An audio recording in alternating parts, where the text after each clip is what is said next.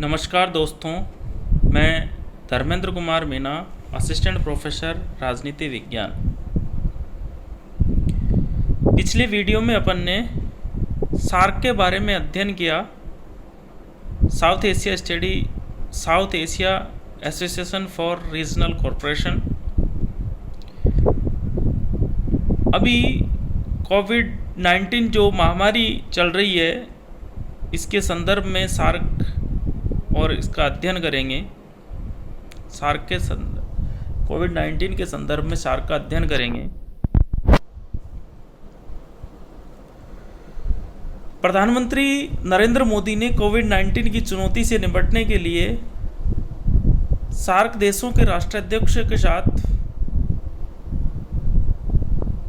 Video conference के जरिए एक बैठक का आयोजन किया था।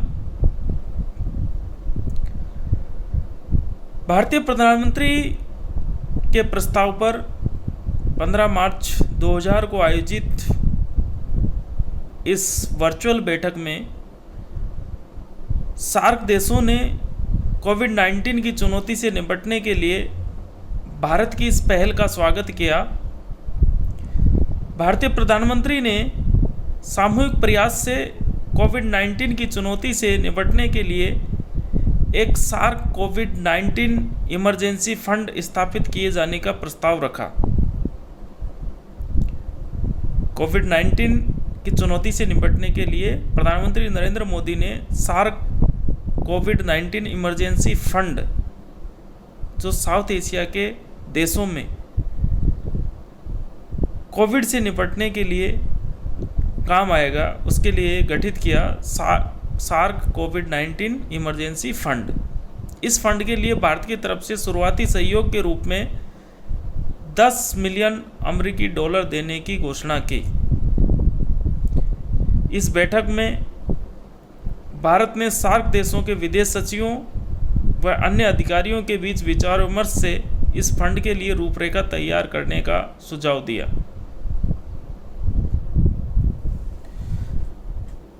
कोविड-19 महामारी की दृष्टि से देखा जाए तो लगभग सभी सार्क देशों की एक बड़ी आबादी निम्न आय वर्ग से आती है और ज़्यादातर मामलों में इस समूह तक पर्याप्त स्वास्थ्य सुविधाओं की पहुंच नहीं है।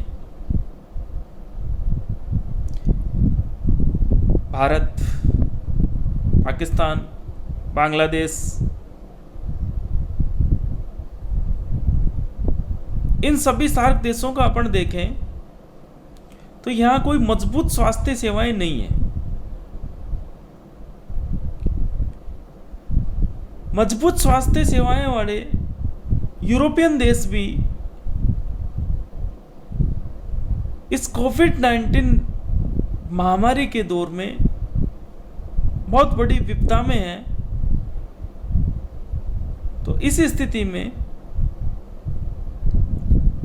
जो ये सार्क इमरजेंसी फंड, जो ये कोविड-19 इमरजेंसी फंड गठित किया गया, ये भी इससे निपटने में एक महत्वपूर्ण भूमिका अदा कर सकता है। कोविड-19 जैसी संक्रामक बीमारी के बारे में जन जागरूकता का अभाव इस चुनौती को और भी बढ़ा सकता है।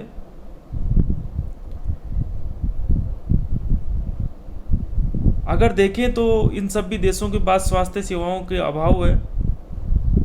जागरूकता का अभाव भी इस कोविड-19 महामारी के लिए एक बड़ी चुनौती पैदा कर सकता है।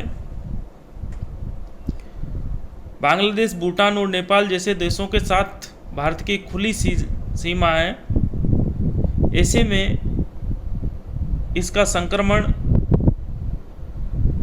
बहुत ही कम समय में अन्य देशों के साथ भी फैल सकता है। वर्तमान में विश्व के किसी भी देश में कोविड-19 के उपचार की दवा की खोज नहीं की जा सकी है। ऐसे में इस महामारी से निपटने का सबसे सफल उपाय जागरूकता, बचाव और संक्रमित लोगों या क्षेत्रों से बीमारी के प्रसार को रोकना है।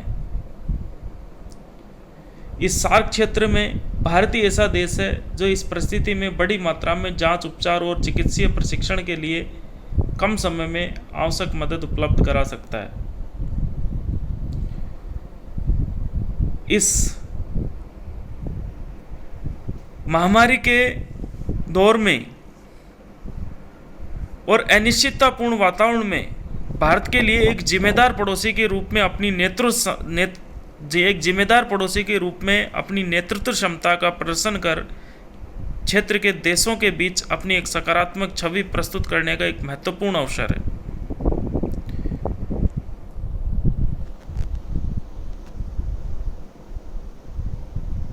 धन्यवाद। जय भारत, जय हिंद।